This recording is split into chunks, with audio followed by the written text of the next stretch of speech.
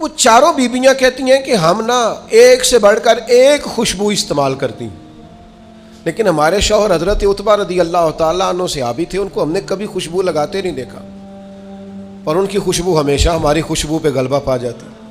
تو وہ صحابیات چاروں کہتی ہیں کہ ہم ٹٹولتی تھیں، ان کی جیبیں دیکھتی تھی، خوشبو کہاں سے لاتا ہے، پر خوشبو کوئی نہیں، جسم بڑا مہکتا ہے۔ ہم نے بڑی کوشش کی، چاروں نے مل کے، چار بیویاں، سمجھ نہیں آتی تھی۔ فرماتے ایک دن چاروں کٹھی ہو کے کہنے لگیں آج نہ چلو اس بات پہ تو چاروں سوکنے اتفاق کرے نا۔ کہتے نے اپنے شوہر سے کہا آپ بتائیے خوشبو کہاں سے لاتے ہیں؟ کہنے لگے اللہ کی قسم کبھی لگائی نہیں، اوئے ہوئے ہوئے، کبھی نہیں لگائی، اس پتے سے ڈھونڈنا قاصد میرے دلدار، کبھی لگائی نہیں خوشبو۔ کہا آپ عجیب بات کرتے ہیں، ہم تھک گئی ہیں سالوں سے، اب لگاتے نہیں، یہ کیسی بات ہے؟ تو فرمانے لگے آؤ نا سنو نا، میرا قصہ تو سنو، میری داستان حسن تو سنو، میرے اوپر جو کرم کی برکھا برسی، بس مختصر سی میری کہانی ہے، یہ جو بھی ہے ان کی مہربانی ہے۔ کہا مطلب کیا ہے؟ تو حضرت عتبہ فرمانے لگے میری کمر پر بن گئے تھے دانے، ان میں ہوتا تھا درد، تکلیف، آزمائش، جلن، میں تکلیف میں تھا، تو میں تکلیف سوائے ان کے کس کو بتاتا جو میرے ہر بات میں میرا سہارا تھے۔ میں سیدھا چلا گیا دروازہ رسول پہ، رو کے عرض کی حضور یہ درد ہے، سونے نہیں دیتا۔ تو کہتے ہیں کریم نے فرمایا تو کرتا اوپر کرنا۔ کہتے ہیں میں نے کرتا اوپر کیا تو حضور نے لعاب دہن انگلی سے لگا کے میری کمر پہ لگایا۔ فرماتے ہیں وہ لعاب دہن میری بیماری لے گیا اور خوشبوئیں چھوڑ گیا۔ میں جیسے جیسے غسل کرتا جاتا ہوں خوشبو بڑھتی جاتی ہے، تازگی بڑھتی جاتی ہے۔ نہ سمجھ آئے تو مدینہ جا کے دیکھو، مسجد نبوی میں بیٹھ کے دیکھو، جاؤ حضور سید عالم کے شہر نور کی گلیوں سے ہو کر جا کر دیکھو، عرصہ ہوا طیبہ کی گلیوں سے وہ گزرے تھے، اب تک ان گلیوں میں خوشبو ہے پسینے کی۔ جا کے دیکھ لو، نظارہ کر لو۔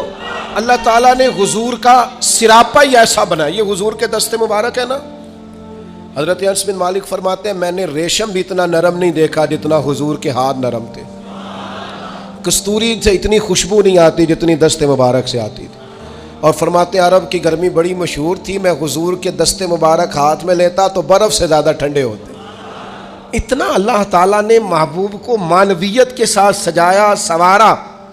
نبی پاک علیہ الصلوۃ والسلام نے فرمایا تو دنیا میں کسی کی پردہ پوشی کر، اللہ قیامت کے دن تیری پردہ پوشی کر دے گا۔ پتہ اس کا معنی کیا ہے؟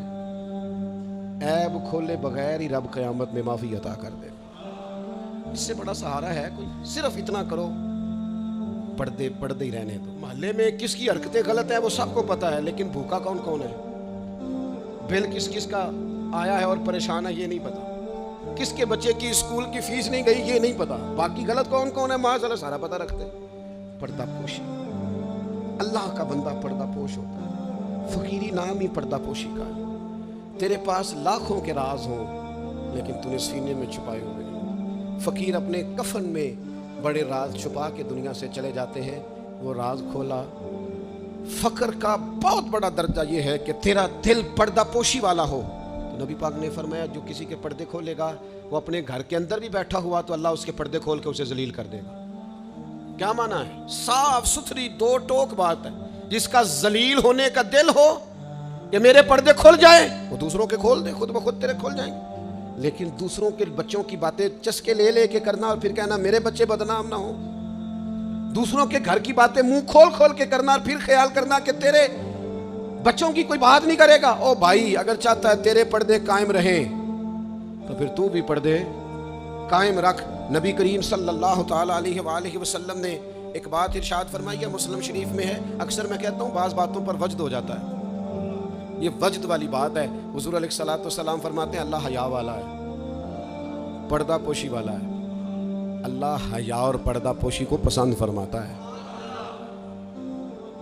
اللہ حیا والا ہے، پردے ڈالنے والا ہے۔ حیا اور پردہ پوشی کو اللہ جو رب کا پسندیدہ بننا چاہے، ایک تو حیا کرے اور دوسرا پردے ڈالے۔ اس کا بھی عیب چھپائے، اس کا بھی عیب چھپائے، اس کے بھی عیب چھپائے. لیکن یہاں اگر تو تیرے پاس دولت اور طاقت ہے تو پھر سارے عیب چھپے ہوئے ہیں، اور اگر بندہ ماڑا ہے، غریب ہے، تو پھر کھول کھول کے منہ باتیں ہو رہی. میری غربت نے کیا مجھ کو زمانے میں بدنام، تیری دولت نے تیرے عیب چھپا رکھے.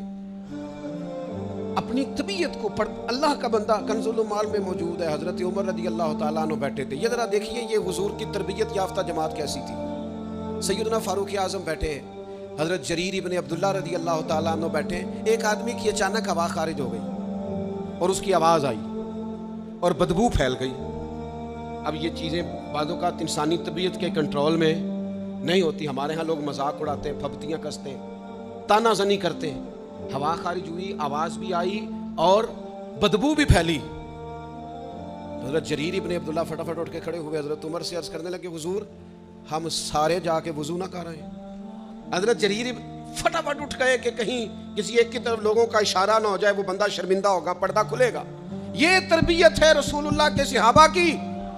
اٹھ کے کھڑے ہو کے عرض کی حضور امیر المومنین چونکہ آپ اس وقت ہمارے اجازت دیں، سارے وضو نہ کر رہے ہیں. تو وہ بھی تو حضرت عمر تھے نا. فرمانے لگے تو اسلام قبول کرنے سے پہلے بھی سردار تھا قبیلے کا، جریر تو آج بھی سردار ہی ہے. تیری باتیں سرداروں والی ہیں، تیری باتیں ذرا بڑی بڑی ہیں، تیرا دل ذرا بڑا ہے. تو نے جو بات کی ہے وہ بڑے لوگ کیا کرتے ہیں. پردہ پوشی بڑے لوگ کرتے ہیں، کسی کو شرمندگی سے بڑے لوگ بچاتے ہیں. کسی شخص کا گردن نہ جھکے، یہ بڑے لوگوں کا کام ہے، بڑے لوگوں کا. وہ گردنیں جھکا کے راضی نہیں ہوتے، وہ کسی کو عزت دے کے راضی ہوتے ہیں.